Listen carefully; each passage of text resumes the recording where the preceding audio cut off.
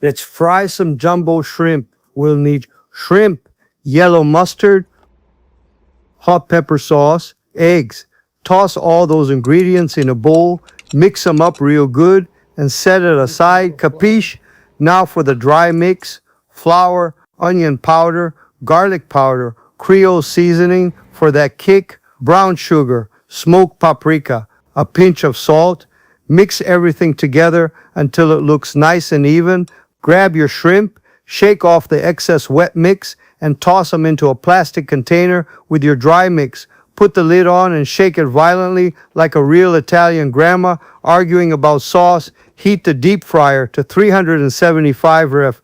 Gently drop your shrimp in. Don't go splashing hot oil on yourself. We're cooking, not doing stunts. Fry for about 2 minutes and boom, golden, crispy perfection.